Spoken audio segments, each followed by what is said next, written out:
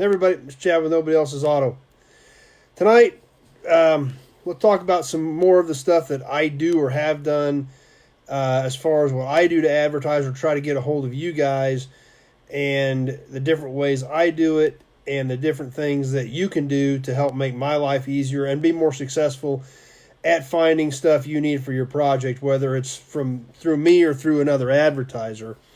So lots of different things to talk about tonight. If you've got any questions, by all means throw them up there, and we can sure talk about it, or if I've got any ideas to help answer your questions, by all means throw them up there. Obviously, one thing that I think everybody's pretty much aware of is the print world is changing dramatically. What really kind of got me thinking about talking about this was the cuts that have been happening in the print world. There was a ton of automotive titles that were cut right at the first of the year. Stuff like CarCraft, Super Chevy. I mean, magazines that have been around forever that, everybody was used to and familiar with are gone. It just doesn't pencil out anymore. The digital world is taking over. However, for me, I understand that, but I also still like car magazines. I've got a huge collection of them, probably thousands of them, dating clear back into the early 50s.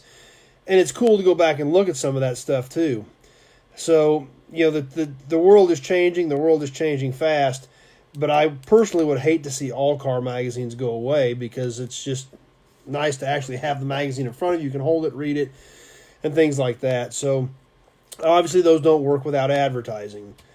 For me, personally, I haven't done any print advertising in a couple of years. I've pretty much transitioned everything to digital with, obviously, Facebook, YouTube, eBay, Craigslist, things like that. That's where things are going, and that's what's happening. But I still do enjoy car magazines. Obviously, the big one, which is still out there and is still strong, is Hemmings. I have not done anything in Hemmings in probably 3 years. I was running some ads with them, and I was spending $125 a month on a handful of smaller ads, and then all of a sudden they had a rate increase.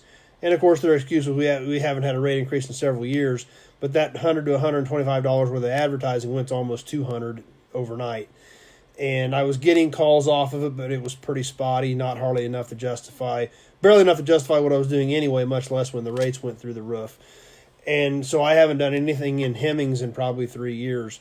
The other thing that I was doing up until a couple years ago was Autobuy, which is basically an auto trader for classic cars. And I did do some advertising with them, and that's also a very good magazine and a very good operation. And they also put your stuff on their digital platform too. So there's advantages and there's disadvantages to it. We still do some print advertising with the F&E Collector Auto Auction that my partner Chris and I do. And we still do some print with that. We do print in Autobuy. We did Old Cars Weekly with some print advertising. And that's what you've got to weigh with what you're trying to do. Like with the auction, and one big thing that Old Cars Weekly has is they've got an event schedule with auctions and car shows and things like that are coming up. So by advertising in some print with them and their events calendar, some of that stuff kind of goes hand in hand. You got to kind of weigh that and see what's going to work best for your particular situation. So for me, like I said, the print thing, I just don't really do much of it anymore, but it's still viable, especially in certain situations. For me, I've got, with over 1,000 cars on the ground, it's so difficult for me to pinpoint one specific thing to advertise. And that's where the power of digital comes in, with just like with Facebook, with you guys that are on with me right now. You can see the diversity that I can get on my page very quickly, and you can go through my page and see that diversity, versus in print I'd have to run 20 different ads to cover that. So for me, that's why this works. For the stuff like the auction, we still have some benefit and some value to print. So you got to weigh all of it. But for what I do, I've pretty much steered away from it, and I hate to say that because I like car magazines. Always have, always will. I've read tens of thousands of them and still enjoy them.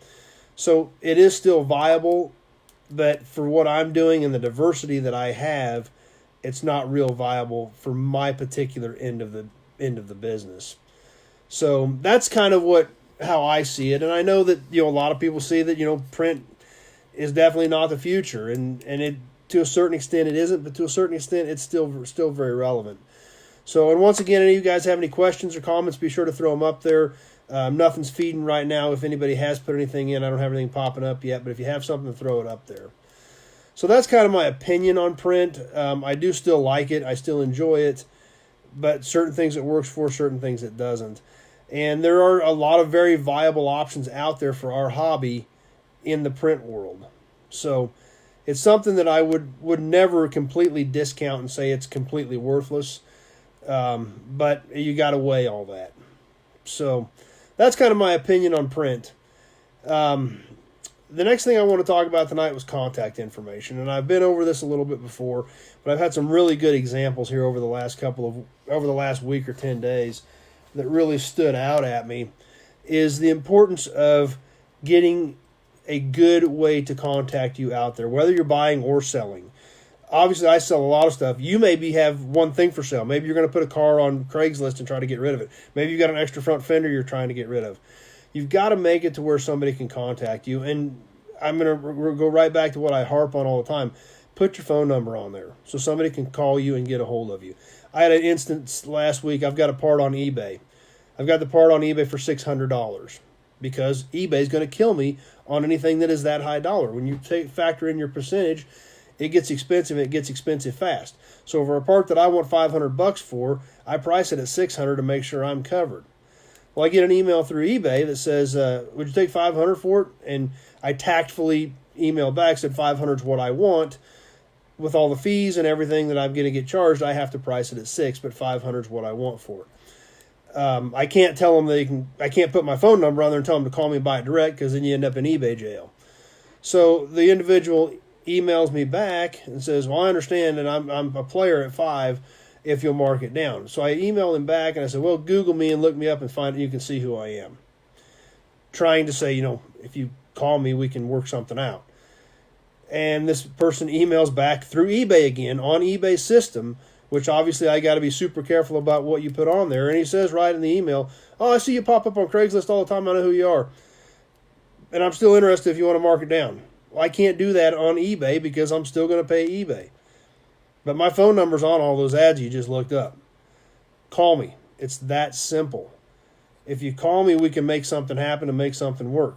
I talked to a guy yesterday. Said, I found a 55 Chevy online that I really liked. Just what I wanted. Nice little driver. Car was priced in the 20s. It was on Craigslist. And no way to get a hold of the guy, other than emailing him through Craigslist and hoping they call you back or send you a number. I don't know about any of you guys, but I'm not going to go look at a $20,000, $25,000 car and drive 2 or 3 hours to look at one when I can't talk to anybody about it and can't get any details about it. And, and a lot of people are afraid to put their phone numbers out there. They don't want to deal with scammers or whatever. Well, scammers are going to email you or text you. A scammer does not want to talk to you, especially if you've got something for sale. If a scammer calls you, they're going to try to get you to give them money right away for something. That's why a lot of the scam phone calls are we're the IRS or we're the local jail and we've got a warrant for you. You've got to pay this unpaid parking ticket right now over the phone. If they've got an item for sale that you are going to have to come look at or something, it's going to be pretty difficult. Plus, a scammer on an email or a text, they can follow that thread. Everything they've sent you, they can follow that, and they see what they have or have not told you. And that's how they can blow smoke up at you, trying to get you to cough up money. If a scammer tries to call you, it's too easy for them to trip themselves up. Plus, it gives you an opportunity to ask them certain questions and feel them out. And that's not what they want. That's the last thing a scammer wants, is to get caught in a lie on the phone. If it's an email or a text where they can follow what they've been telling you, it's a lot easier for them to scam you. So that's what I found, at least in all the years I've been doing this. And and I've been on eBay for 20 years, so I've done a lot of online stuff, and that's what scammers want. They don't want any direct contact. They don't want to talk to you. The only scammers, like I said, that call you are the ones that are trying to immediately get you to give them money for something where there's no product involved. That's why they say they're from the IRS, or that's why they say there's a warrant for you for an unpaid parking ticket. to get you to cough up money quick, where there's no trail and they can run with it. Anytime you're dealing with something for sale, it makes it a lot more difficult because they don't have the right answers or they don't know how to ask the right questions about whatever you're talking about. So they don't want to get into that. But if somebody may be interested in your car or whatever you're trying to sell, and you make it difficult for them to get a hold of them or a hold of you, skip right past you and go on down the road. Today's a perfect example. My dad was going to be out of town today. Well, a car popped up on a classified site in the area where he was going to that looked like a decent buy, and he probably would have bought the car. No way to get a hold of the guy. Sent him an email, never heard back, and there's just nothing you can do about it. If you're really seriously want to try to sell whatever it is, whether it's a good car you got because you want to buy something different, a project you're not going to get to, an extra fender, it doesn't matter. They've got to be able to get a hold of you. And like I said, the scammers don't want to talk to you. They're not, because it's too easy for them to trip themselves up or for you to trip them up because they don't know what they're talking about anyway when they're doing it. That's why they want to text and email you. So I don't get too worried about putting my phone number out there because if you call me and we can have a conversation about it, it doesn't take very long to figure out whether or not you're legitimate. So that's kind of my 2 cents on that, and that's what I found after, I've been doing it my whole life, but doing online fairly heavily for 15 or 20 years, it's not a huge deal. But it is a huge deal if the guy who's sitting 2 hours away from you with a pocket full of money and is seriously a player can't get a hold of you. That drastically changes the situation.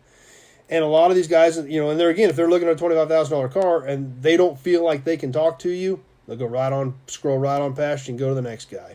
So anyway, we're getting some blue thumbs. I appreciate that. So hopefully some of this makes sense to you. Hopefully it's beneficial to some of you. I don't have any questions popping up, so I assume we have. If anybody is firing anything off, I'm not getting them. But they're not popping up, so I assume we don't have anything there.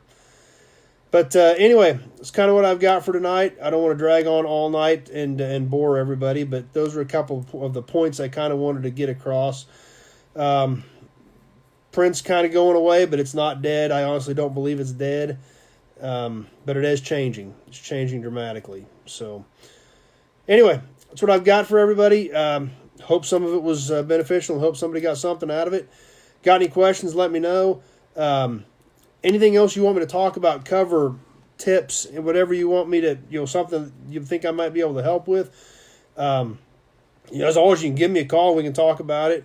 If you want to post a comment on this post after we get done, if you think about something after the fact. Terry brought up the swap meet this weekend. The Wichita swap meet at Century 2, the Sunflower swap meet, annual swap meet for charity, was cut short by the virus scare.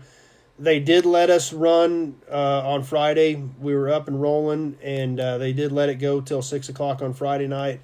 The city of Wichita or Sedgwick County did not let it reopen on Saturday, so it was cut to a one-day deal this year. But, it still worked out. We were still a lot more fortunate than the gun show. There was a gun show scheduled for Hartman Arena that was supposed to open Saturday, so all those guys went in Friday and unloaded and set up and were told to tear back down and load back up and go home. They never even got to open. So, fortunately, a lot of the people that did come to the swap meet, if you were planning on coming Friday, you still got there, still had a pretty steady flow of traffic. Talked to John Arini quite a bit, saying to the folks that own that deal, and they said that their door was the same as last year on Friday. So they still had good traffic. Other swap meets in the area, Nate's asking about. Lawrence is coming up the first week in May in Lawrence, Kansas. That's usually a pretty good one.